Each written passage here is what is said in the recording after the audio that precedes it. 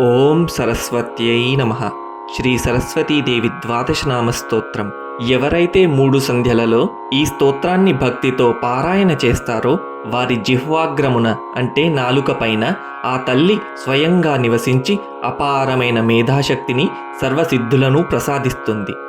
అజ్ఞానమనే చీకటిని పారద్రోలి మన జీవితాల్లో జ్ఞానజ్యోతిని వెలిగించే ఈ ద్వాదశ నామాలని పారాయణ చేద్దాం.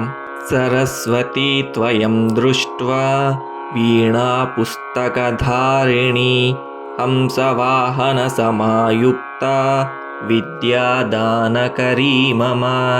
ప్రథమం భారతీ నామం ద్వితీయం చ సరస్వతీ తృతీయం శారదా దేవి చతుర్థం హంసవాహిని పంచమం జగతి ఖ్యాతం షష్టం చ వాగీశ్వరీ తథా కౌమారీ సప్తమం ప్రోక్తం అష్టమం బ్రహ్మచారిణి నవమం బుద్ధిధాత్రీ చ దశమం వరదాయిని ఏకాదశం క్షుద్రఘంటా ద్వాదశం భువనేశ్వరీ బ్రాహ్మీ ద్వాదశ నామాని త్రిసంధ్యం యః పఠేన్నరః సర్వసిద్ధికరీ తస్య ప్రసన్నా పరమేశ్వరీ. సా మే వసతు జిహ్వాగ్రే బ్రహ్మరూపా సరస్వతీ. సరస్వతీ త్వయం దృష్ట్వా వీణా పుస్తకధారిణి హంసవాహన సమాయుక్త విద్యాదానకరీ మమ.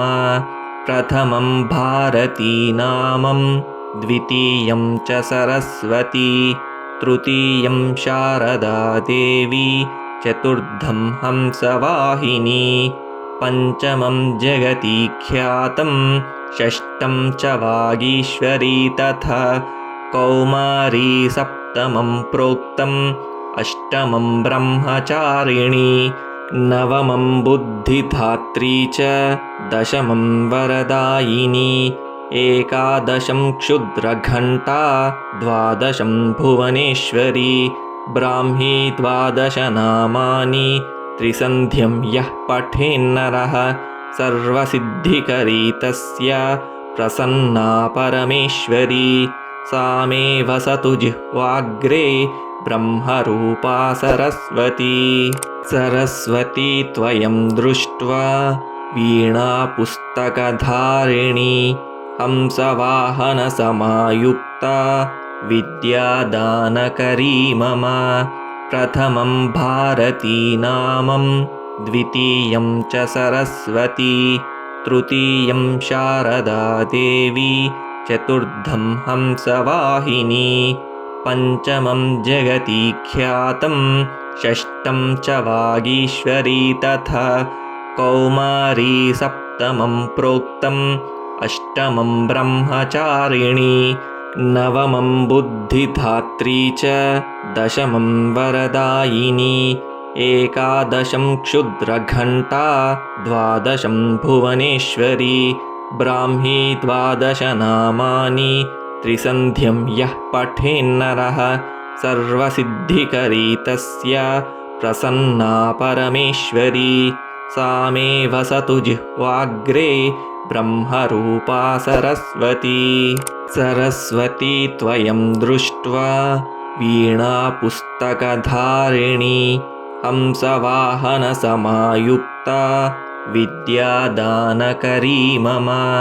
ప్రథమం భారతీ నామం ద్వితీయం చ సరస్వతీ తృతీయం శారదా దేవి చతుర్థం హంసవాహిని పంచమం జగతి ఖ్యాతం షష్టం చ వాగీశ్వరీ తథా కౌమారీ సప్తమం ప్రోక్తం అష్టమం బ్రహ్మచారిణి నవమం బుద్ధిధాత్రీ చ దశమం వరదాయిని ఏకాదశం క్షుద్రఘంటా ద్వాదశం భువనేశ్వరీ బ్రాహ్మీ ద్వాదశ నామాని త్రిసంధ్యం యః పఠేన్నరః సర్వసిద్ధికరీ తస్య ప్రసన్నా పరమేశ్వరీ. सा मे वसतु जिह्वाग्रे ब्रह्मरूपा सरस्वती। सरस्वती त्वयं दृष्ट्वा वीणापुस्तकधारिणी हंसवाहनसमायुक्ता विद्यादानकरी मम। प्रथमं भारती नामं द्वितीयं च सरस्वती तृतीयं शारदा देवी चतुर्थं हंसवाहिनी पञ्चमं जगति ख्यातं षष्ठं च वागीश्वरी तथा कौमारी सप्तमं प्रोक्तम् अष्टमं ब्रह्मचारिणी नवमं बुद्धिधात्री च दशमं वरदायिनी एकादशं क्षुद्रघण्टा द्वादशं भुवनेश्वरी ब्राह्मी द्वादशनामानि त्रिसन्ध्यं यः पठेन्नरः सर्वसिद्धिकरी तस्य प्रसन्ना परमेश्वरी सा मे वसतु जिह्वाग्रे ब्रह्मरूपा सरस्वती। सरस्वती त्वयं दृष्ट्वा वीणापुस्तकधारिणी हंसवाहनसमायुक्ता विद्यादानकरी मम। प्रथमं भारती नामं द्वितीयं च सरस्वती तृतीयं शारदा देवी चतुर्थं हंसवाहिनी पञ्चमं जगति ख्यातं षष्ठं च वागीश्वरी तथा कौमारी सप्तमं प्रोक्तम् अष्टमं ब्रह्मचारिणी नवमं बुद्धिधात्री च दशमं वरदायिनी एकादशं क्षुद्रघण्टा द्वादशं भुवनेश्वरी ब्राह्मी द्वादशनामानि त्रिसन्ध्यं यः पठेन्नरः सर्वसिद्धिकरी तस्य प्रसन्ना परमेश्वरी सा मे वसतु जिह्वाग्रे ब्रह्मरूपा सरस्वती। सरस्वती त्वयं दृष्ट्वा वीणापुस्तकधारिणी हंसवाहनसमायुक्ता विद्यादानकरी मम। प्रथमं भारती नामं द्वितीयं च सरस्वती तृतीयं शारदा देवी चतुर्थं हंसवाहिनी पञ्चमं जगति ख्यातं षष्ठं च वागीश्वरी तथा कौमारी सप्तमं प्रोक्तम् अष्टमं ब्रह्मचारिणी नवमं बुद्धिधात्री च दशमं वरदायिनी एकादशं क्षुद्रघण्टा द्वादशं भुवनेश्वरी ब्राह्मी द्वादशनामानि त्रिसन्ध्यं यः पठेन्नरः सर्वसिद्धिकरी तस्य प्रसन्ना परमेश्वरी सा मे वसतु जिह्वाग्रे ब्रह्मरूपा सरस्वती। सरस्वती त्वयं दृष्ट्वा वीणापुस्तकधारिणी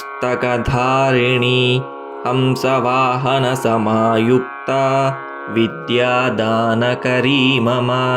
प्रथमं भारती नामं द्वितीयं च सरस्वती तृतीयं शारदा देवी चतुर्थं हंसवाहिनी पञ्चमं जगति ख्यातं षष्ठं च वागीश्वरी तथा कौमारी सप्तमं प्रोक्तम् अष्टमं ब्रह्मचारिणी नवमं बुद्धिधात्री च दशमं वरदायिनी एकादशं क्षुद्रघण्टा द्वादशं भुवनेश्वरी ब्राह्मी द्वादशनामानि त्रिसन्ध्यं यः पठेन्नरः सर्वसिद्धिकरी तस्य प्रसन्ना परमेश्वरी सा मे वसतु जिह्वाग्रे ब्रह्मरूपा सरस्वती। सरस्वती त्वयं दृष्ट्वा वीणापुस्तकधारिणी हंसवाहनसमायुक्ता विद्यादानकरी मम। प्रथमं भारती नामं द्वितीयं च सरस्वती तृतीयं शारदा देवी चतुर्थं हंसवाहिनी पञ्चमं जगति ख्यातं षष्ठं च वागीश्वरी तथा कौमारी सप्तमं प्रोक्तम् अष्टमं ब्रह्मचारिणी नवमं बुद्धिधात्री च दशमं वरदायिनी एकादशं क्षुद्रघण्टा द्वादशं भुवनेश्वरी ब्राह्मी द्वादशनामानि त्रिसन्ध्यं यः पठेन्नरः सर्वसिद्धिकरी तस्य प्रसन्ना परमेश्वरी सा मे वसतु जिह्वाग्रे ब्रह्मरूपा सरस्वती सरस्वती त्वयं दृष्ट्वा वीणापुस्तकधारिणी हंसवाहनसमायुक्ता विद्यादानकरी मम प्रथमं भारती नामं द्वितीयं च सरस्वती तृतीयं शारदा देवी चतुर्थं हंसवाहिनी पञ्चमं जगति ख्यातं षष्ठं च वागीश्वरी तथा कौमारी सप्तमं प्रोक्तम् अष्टमं ब्रह्मचारिणी नवमं बुद्धिधात्री च दशमं वरदायिनी एकादशं क्षुद्रघण्टा द्वादशं भुवनेश्वरी ब्राह्मी द्वादशनामानि त्रिसन्ध्यं यः पठेन्नरः सर्वसिद्धिकरी तस्य प्रसन्ना परमेश्वरी सा मे वसतु जिह्वाग्रे ब्रह्मरूपा सरस्वती सरस्वती त्वयं दृष्ट्वा वीणापुस्तकधारिणी हंसवाहनसमायुक्ता विद्यादानकरी मम प्रथमं भारती नामं द्वितीयं च सरस्वती तृतीयं शारदा देवी चतुर्थं हंसवाहिनी पञ्चमं जगति ख्यातं षष्ठं च वागीश्वरी तथा कौमारी सप्तमं प्रोक्तम् अष्टमं ब्रह्मचारिणी नवमं बुद्धिधात्री च दशमं वरदायिनी एकादशं क्षुद्रघण्टा द्वादशं भुवनेश्वरी ब्राह्मी द्वादशनामानि त्रिसन्ध्यं यः पठेन्नरः सर्वसिद्धिकरी तस्य प्रसन्ना परमेश्वरी सा मे वसतु जिह्वाग्रे ब्रह्मरूपा सरस्वती इति श्री सरस्वती द्वादशनामस्तोत्रं सम्पूर्णम्।